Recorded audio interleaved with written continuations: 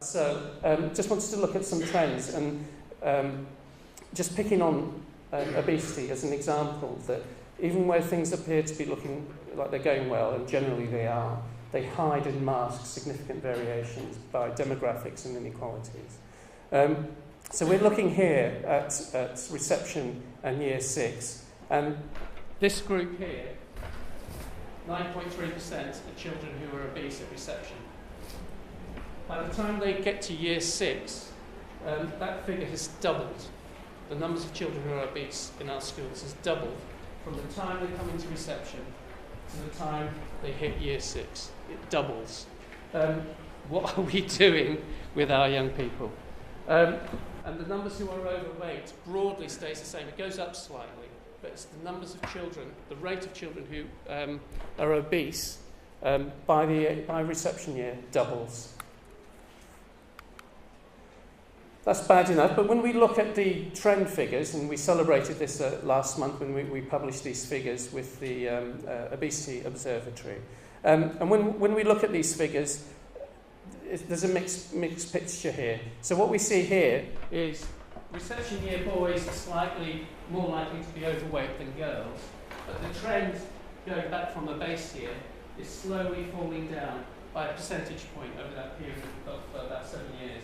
And we see a similar but smaller drop for reception year girls. So the evidence seems to be showing that fall is a perceptible fall. It's showing that something is working in what you're doing at a local level with schools and families in bringing that figure of obesity, the rate of obesity, the prevalence down slightly. It's a really important fall. We're not seeing that fall yet in year 6, but I think I would argue that that's a historical figure. These are children who the impact of the work that we're doing, that you're doing in schools and in communities, hasn't yet benefited that group of children in year 6. But we would hope in 5 years' time that we will see the figures fall. So on the whole, there are some positive messages here, but social inequality rears its head again. So what we find here is the least deprived families are here, children are here, and the most deprived are here. We're looking at reception year, the smaller figure.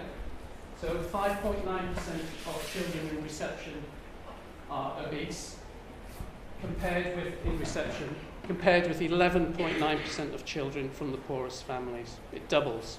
It's a doubling of the rate. And we see that as children get older and get to year 6, that difference continues, and in some cases actually accelerates. The gap widens. And we know that gap continues to widen into adulthood. And we know that we can do something about this. The other issue is that when we look at general trends for obesity, and some of you will have picked up the reports last month, we celebrated the fact that overall the trend seems to be going down by around 1%. But actually, when we deep dive into that data, and this is why looking at the data is so important, it hides this issue of social inequality. So those who've benefited most from that fall are actually those children from the most affluent is the wrong term, from the least deprived families. As we move up to those children who come from the most deprived families, actually they're bearing the brunt of the increase. The rise is inexorable for these groups of children. So our poorest children continue to do the least well in the drive to reduce obesity. Clear evidence about where our focus needs to be. We need to continue with universal measures to drive down rates of obesity and overweight. But actually our focus also has to be on those who need it most. And these figures bear this out. And just very quickly, I just wanted to demonstrate the importance of subtleties and differences according to different demographics. And we have here, by boys and between boys and girls, boys on your left, girls on the right. And we can see significant differences by ethnicity, by ethnic group. And as I don't know if this will work, as we go through the year, we can see the difference from reception to year 6 by the different ethnic groups. And I haven't got time to go through this in detail, and you'll get the slides later. It's really important to be conscious of this, because certain ethnic communities will have significantly higher rates of obesity, prevalence of obesity, than others. And again, that will help us target the way in which we work and who we work with. So in summary, just on the statistics, just in case you thought I was finishing, I'm not.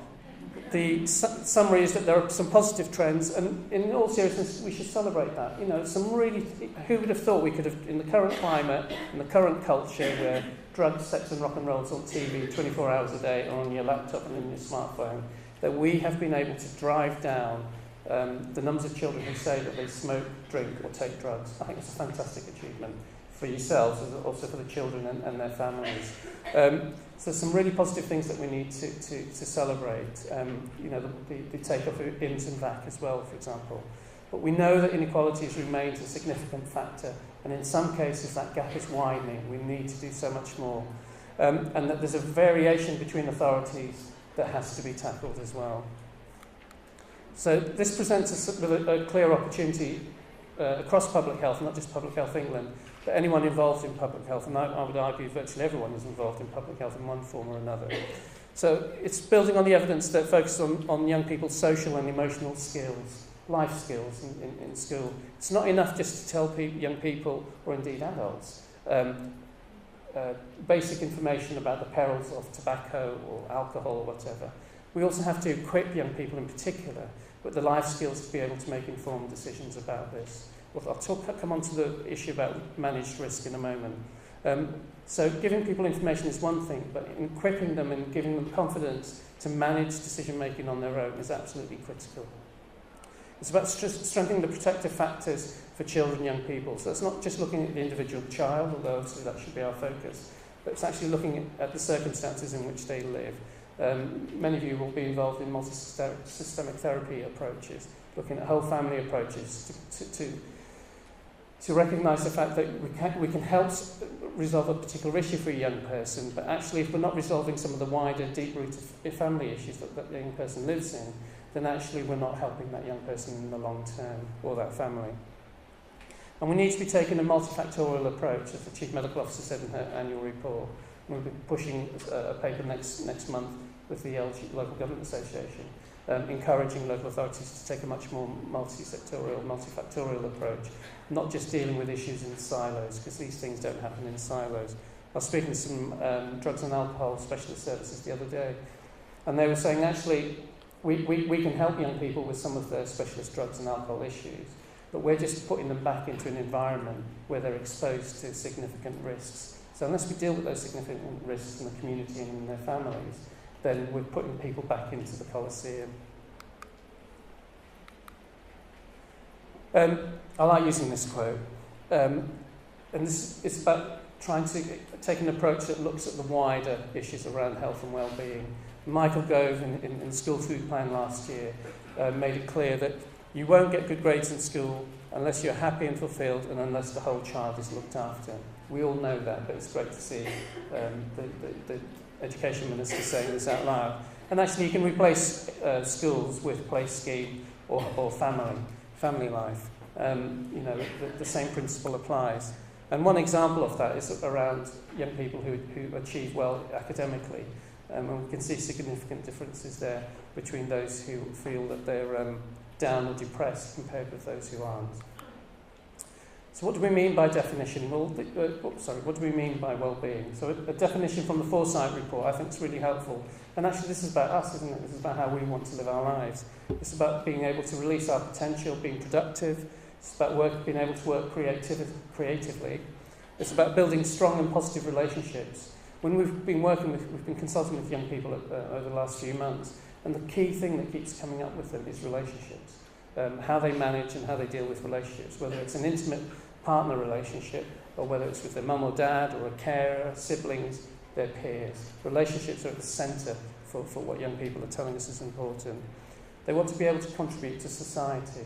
You know, young people get a very bad press, don't they? You know, hanging around estates and causing mayhem and so on. Actually, what we don't hear is about the tens of thousands of hours every week that children and young people contribute to society, civic society, volunteering both formally and informally. You know, many of you will be supporting young people who are carers in their own homes, but also, you know, supporting people in local communities as well.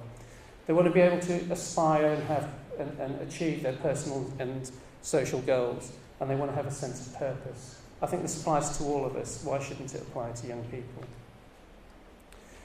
Alongside this, we're keen to explore issues around resilience, and we're working with the Cabinet Office and the Department of Health at the moment around developing some ideas around resilience and what this means and how can that be put into practice. Some of you will have heard resilience being described as grit and character building, individual traits. I think that might be perhaps just a clumsy way of describing, or a populist way of describing some aspects of resilience. So when we're talking about resilience, it's one of those things that you can only test when you're under pressure. You only know you're resilient when you're facing adversity. So it's a tricky one to measure. But we do know that there are certain characteristics that are more likely to be associated with someone who's done well through a period of adversity, who's dealt with resilience successfully. And these are some examples, and we would say that this actually almost becomes a manifesto for the type of work, the way in which you focus your work, engage with parents and families and children. It's about having those positive relationships. It's having a talent that you know that you do well, that's recognised and that you're nurtured and celebrated to do even better. It's a belief in yourself and the ability to learn from negative experiences. And that last point is really important, that it's not, we're not encouraging people to put children in cotton wool, because that would be really unhelpful. We're saying that managed risk is really important. Its ability to make a difference by helping others, that idea of volunteering, formally and informally. And it's about managed exposure to risks. Young people can make informed decisions and learn from those mistakes and those positive aspects. So how can we make a difference as people working with families? Well, it's about using the knowledge about risk and what builds resilience. It's about focusing on the things that we know that have an impact on the child and on the family. It's about using the data so that we, as well as taking universal approaches like immunisation programs, that we also have a targeted approach alongside that, because that we know that not all universal programs will benefit everyone equally, and we've seen some examples of that this morning.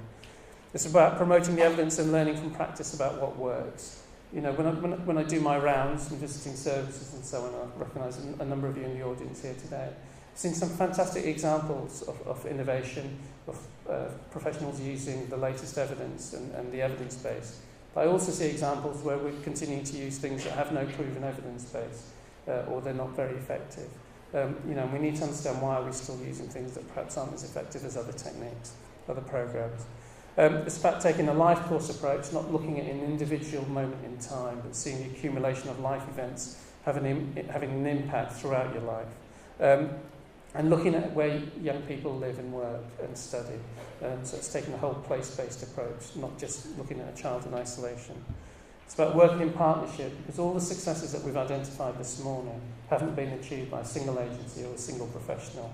It's the combined efforts of a vast army of people working around health, social care, education, and civic society.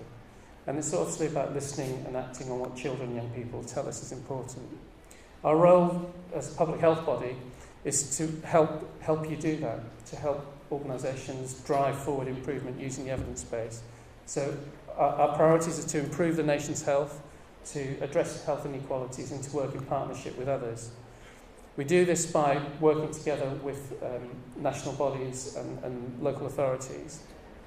It's about a focus on the science where that's available, and where that isn't available, it's learning from people like yourselves and frontline services about emerging evidence of good practice.